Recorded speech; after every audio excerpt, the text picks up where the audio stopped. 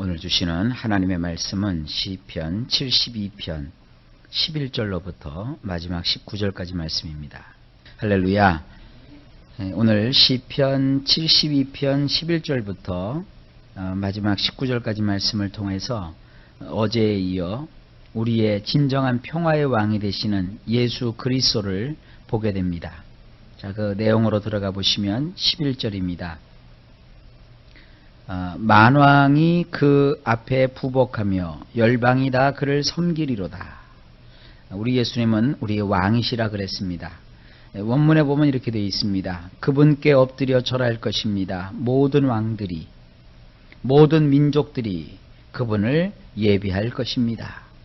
장차 예수 그리스도로 말미암아 이 땅에 오시는 그 예수 그리스도로 말미암아 온 세상 사람들이 다 주님께로 나오는 것이죠.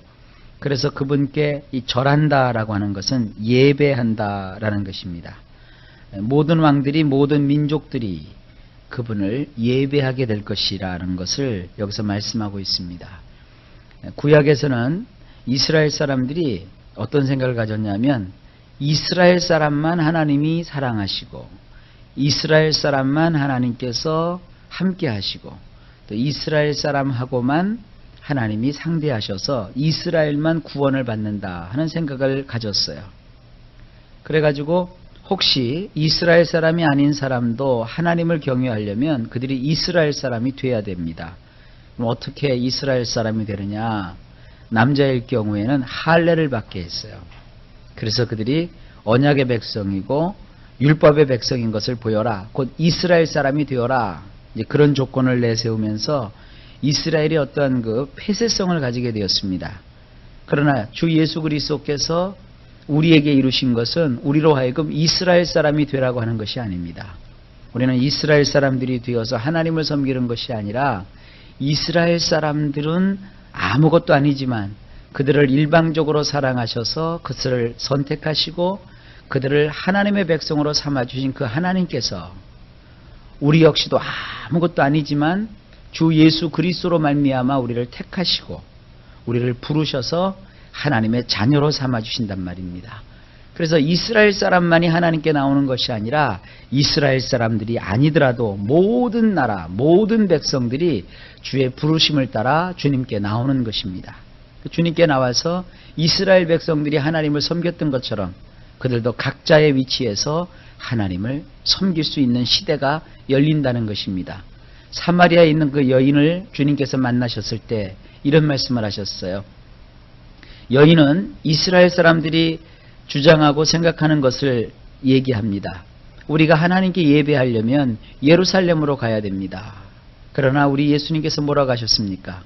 여기서도 말고 예루살렘에서도 말고 하나님 앞에 신령과 진정으로 예배할 때가 오나니 곧 이때라.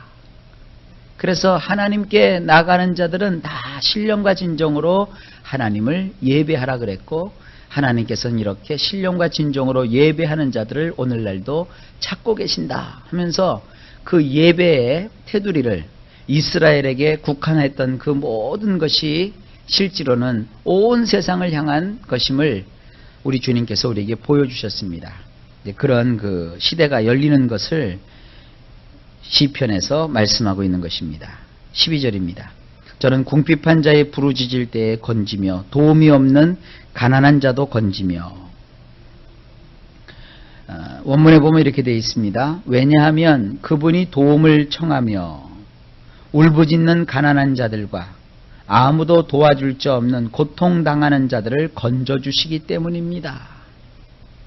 원문에 보면 굉장히 더 정확하게 되어 있습니다. 모든 만왕이 예수님께 나와서 절을 하고 모든 민족이 그분을 예배하는 이유는 뭐냐면 그분은 도움을 청하며 울부짖는 가난한 사람과 또 아무도 도와줄 자 없는 고통당하는 자들을 건져주시기 때문입니다. 그러니까 우리가 주님을 예배하고 주님께 절하는 것은 우리를 건지시고 구원하시는 구원자이시기 때문이라는 것이죠. 그렇습니다. 우리가 하나님을 예배하는 것은 하나님은 우리의 구원자이시기 때문입니다. 13절 저는 가난한 자와 궁핍한 자를 긍휼히 여기며 궁핍한 자의 생명을 구원하며, 원문은 이렇게 되어 있습니다. 그분은 나약한 사람과 궁핍한 사람에게 동정심을 가지고 계시며 궁핍한 사람들의 내패시를 구원하시나이다. 여기 아주 직접적으로 나오죠. 하나님은 어떤 사람을 구원하시느냐? 마음이 가난한 사람을 구원하시는 거예요. 마음이 가난한 자는 복이 있나니 천국이 저희 것이라 그랬어요. 마음이 가난하지 않으면 천국을 소유할 생각을 가지고지 못합니다. 물론 이제 이 세상엔 그런 격언이 있죠. 마음이 부자야 된다 그러지만 그 마음이 부자라는 말과 세상에서 말하는, 우리 성경이 말하는 심령이 가난한 자, 이것은 또 다른 얘기입니다. 그래서 심령이 가난하다라고 하는 것은 하나님을 갈구하고 찾고 애타게 기다리는 그와 같은 상태를 말하는 것입니다. 우리가 하나님을 찾는 가난한 마음이 없으면 구원에 이르를 수가 없는 것입니다. 그래서 구원받는 자는 먼저 그 안에 가난한 마음을 가진 자입니다. 이걸 가지고 뭐 가난한 마음을 먹어야 된다 그렇게 얘기하면 안 돼요. 그저 하나님이 건지고 하나님이 구원하실 자는 그 안에 가난한 마음이 있어요. 하나님이 그에게 그런 마음을 주시는 거예요. 우리가 다 그 가난한 마음을 하나님이 주셨기 때문에 하나님을 필요로 하여 하나님을 우리가 마음으로 모시고 주님께 나온 것이 아닙니까? 바로 그것을 여기서 말하고 있는 겁니다. 14절입니다. 저희 생명을 압박과 강포에서 구속하리니 저희 피가 그 목전에 귀하리로다. 이 우리 성경으로 보면 참 애매하게 되어 있는데요. 원문을 보면 이렇게 되어 있습니다. 위협과 폭행으로부터 그분은 그들의 내패시에 토지 무르는 자가 되어 주시나이다. 그분의 눈에 소중한 것은 그들의 피이니라. 여기 그 14절에는 우리 성경에서는 전혀 발견할 수 없는 내용이 원문에 있어요. 여기 구속하리니라는 말인데, 이 구속하리니라는 말 속에서 발견되는 단어가 고엘입니다. 고엘. 이건 아주 중요한 단어거든요. 고엘이라고 하는 것은 토지 무르는 자라는 뜻입니다. 룻기에 보게 되면 거기 보아스라는 남자가 나오죠. 보아스라는 남자가 토지 무르는 사람이에요. 그러니까 이 남편과 아들을 잃은 나오미, 그리고 그 시어머니 나오미를 버리지 않고 쫓아와서 그 시어머니가 죽지 않도록 도와주고 그를 위해서 살펴주고 봉사해 주었던 그 룻, 그 아름다운 이야기가 룻기에 기록되어 있지 않습니까? 그러면 대개 사람들은 룻기를 읽으면서 야, 우리나라에는 효녀 심청이 있다면 성경에는 이렇게 효심 깃은 룻이 있구나 이렇게 생각하는데, 이 룻기는 효녀 심청전이 아니거든요. 거기 룻기에서 계속 보여주는 것은 두 단어입니다. 하나는 인애, 헤세드라고 하는 인애가 있고요. 또 하나는 그러면 그 인애를 베푸는 사람이 누구냐? 거기 첫 번째로 인애를 베푼 사람이 누구냐 하면 작은 인애를 베푼 사람이 룻이고, 그 다음에 더 큰 은혜를 베푼 사람이 누구냐 하면 보아스입니다. 거기서 그 보아스가 고엘이 되는 거예요. 고엘.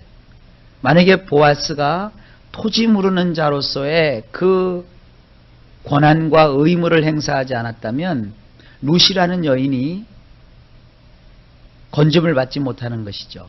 나중에 룻을 이 토지 무르는 자의 자격으로 보아스가 자기의 아내로 삼지요. 그래서 그 룻이 자식을 낳고 자식을 낳고 자식을 낳고 하는 그런 그 연대기에 따르면 이제 2세를 낳고, 또 그 2세의 후손 가운데 누가 오는 거예요? 다윗을 낳고 다윗의 그 후손으로 예수 그리스도께서 오시는 거죠. 그러니까 메시아의 족보가 이 보아스라고 하는 남자가 토지 무르는 자의 자격을 행사함으로 메시아의 족보가 형성이 되는 거예요. 그러니까 이 땅에 오신 예수님은 누구시냐 하면 토지 무르는 자이세요. 보아스보다도 1순위로 토지 무르는 자격을 가지고 있는 사람이 있었는데, 그 사람은 자기의 권한을 거부를 해요. 신발짝처럼 버려버려요. 그러나 보아스는 헤세드라고 하는 인애가 넘치는 사람입니다. 그래서 그가 기꺼이 그 불쌍한 나오미라고 하는 여인과 그 나오미의 며느리인 룻을 토지 무르는 자의 자격을 행사함으로 그 모든 환난과 시련에서 건져주어요. 그 룻기에 보게 되면 이 나오미라고 하는 여인이 그 품에서 두 아이를 잃어버려요. 그런데 보아스가 고엘이 되어줌으로, 토지 무르는 자가 되어줌으로 룻과 결혼하게 되고, 그래서 룻이 아기를 낳아서 그 아기를 누구 품에다가 안겨주느냐? 아들을 잃고 슬픔에 처했고 참 인생의 소망을 알지 못했던 나오미의 품에 그 아기를 안겨주어요. 그래서 그 룻기를 보게 되면 1장의 맨 앞장에는 나오미가 그 품에서 아기를 잃었다 이렇게 되어 있고요.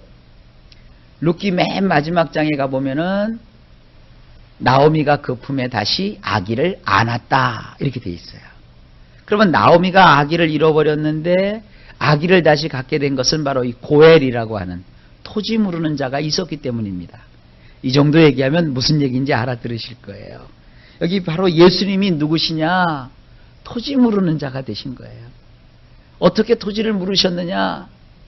빼앗긴 토지를 어떻게 다시 찾아주셨느냐? 그 인애로운 마음으로 십자가에 오르셔서 피 흘려 죽으심으로 우리를 위한 영원한 고엘이 되어주신 거예요. 그래서 우리가 어떻게 된 거예요? 건짐을 받은 것이죠. 위협과 폭행으로부터 그분, 마귀는 우리를 위협하잖아요. 마귀는 우리를 공격하잖아요. 우리가 죄인이라고 마귀는 정죄해버리잖아요. 우리를 저주하잖아요. 그런 위협과 폭행으로부터 예수님은 우리의 뇌폐실을 토지 무르는 자가 되어주셔서 건져주신 거예요. 그러면서 말합니다. 그분의 눈에 소중한 것은 그들의 피니라. 생명이라는 뜻이죠. 우리의 생명을 위해서 주님이 자기의 생명을 내어주셨잖아요. 주님의 그 거룩한 보혈을 내주시고 우리를 다시 되찾아주셨습니다. 그러니까 이 72편 14절 말씀이 굉장한 거예요. 뜻이. 자, 새벽이니까 이 정도로만 하겠습니다. 15절입니다. 저희가 생존하여 그렇죠? 살았죠? 스바의 금을 저에게 드리며 사람들이 저를 위하여 항상 기도하고 종일 찬송하리로다. 자, 원문을 보면 이렇습니다. 그분은 항상 살아계시며, 주님이 항상 살아계신 거예요. 우리 성경에는 우리가 살았다고 되어 있는데 원문에는 그분이 항상 살아있다는 거예요. 찬송도 있죠. 살아계신 주 나의 참된 소망. 우리 주님은 우리를 사시고 죽으신 것이 아니라 우리를 살려놓으시기 위해서 우리 스스로 죽으셨지만 그러나 다시 죽음에서 살아나셨어요. 살아계신 분이십니다. 그리고 이렇게 되어 있습니다. 그들이 그분에게 스바의 금을 드리나이다. 그들은 그분에게 빙 둘러서 계속해서 기도를 드리나이다. 모든 날 동안 그들은 그분을 칭송하나이다. 자, 이 원문을 보니까 신약 시대가 확 드러나지 않습니까? 항상 살아계시고, 그러니까 우리는 그분께 나갈 때 공수로 나가지 않고 금을 드리고, 그리고 그분에게 빙 둘러서 그분께 계속 기도를 드리고, 그리고 모든 날 동안 그분을 높이고 칭송하는 거예요. 자, 16절 보면 더 아름답습니다. 그렇게 되니까 어떤 일이 벌어지느냐 하면 산꼭대기의 땅에도 화곡이 풍성하고, 이 화곡이라는 것은 곡식이라는 뜻입니다. 그 열매가 레바논같이 흔들리며 성에 있는 자가 땅의 풀같이 왕성하리로다. 자, 이 뜻이 원문을 보면 이렇습니다. 높고 큰 산들의 꼭대기의 땅에도 곡식이 풍성하게 있는데 이는 마치 이스라엘의 북쪽 변방에 울창한 숲을 이루고 있는 레바논에 주렁주렁 달린 열매가 흔들림 같으니이다. 도시 밖에 있는 자들조차도 땅에서 나는 잡초와 같이 무성하리이다.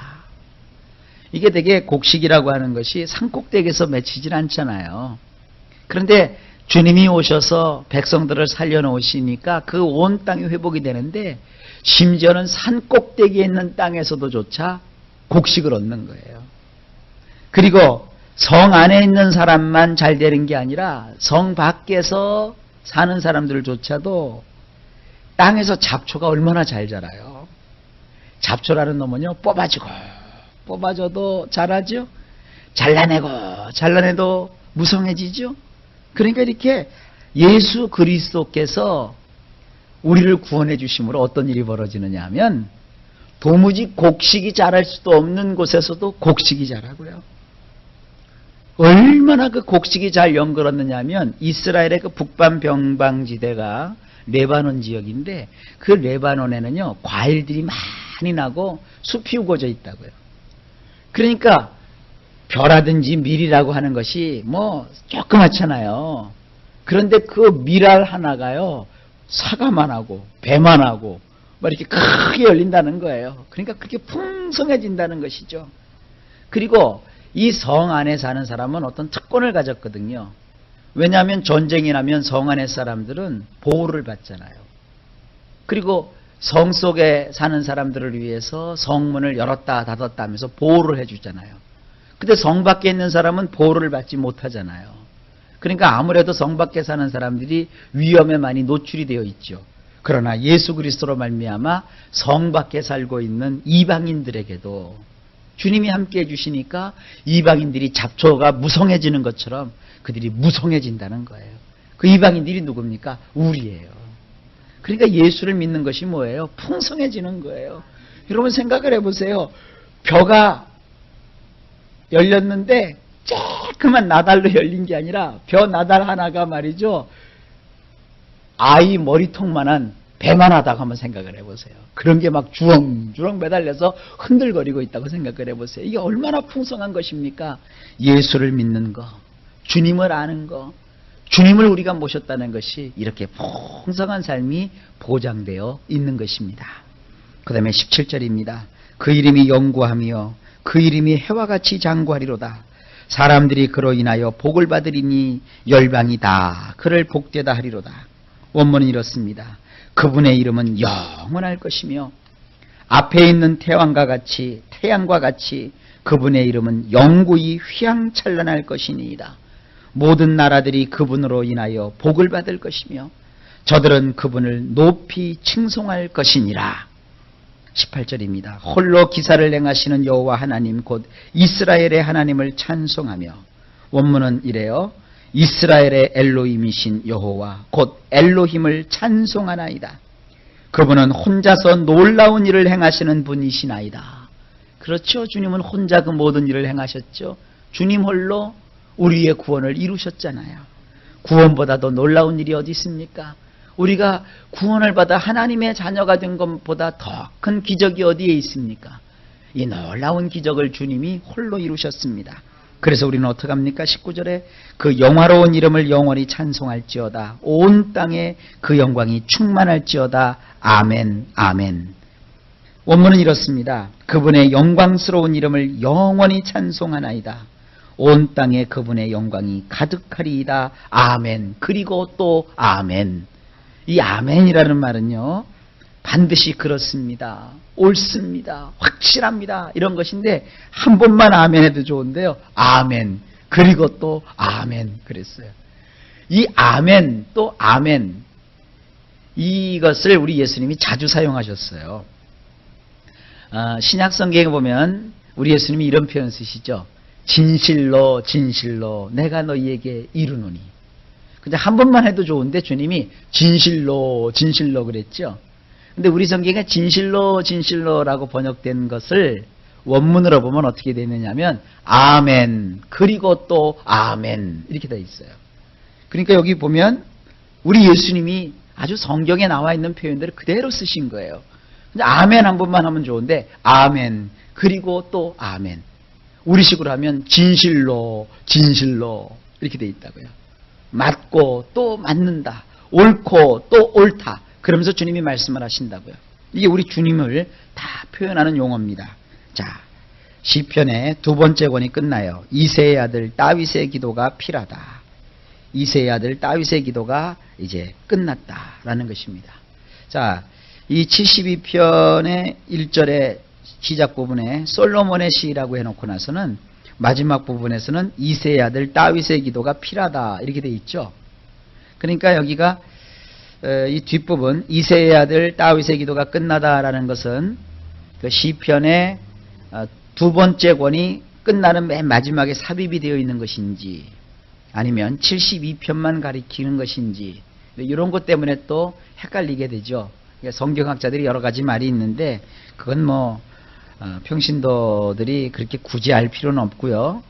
중요한 것은 이 솔로몬 곧 진정한 평화의 왕이 되시는 예수 그리스도, 그분은 우리의 왕으로서 이런 놀라운 일을 이루십니다.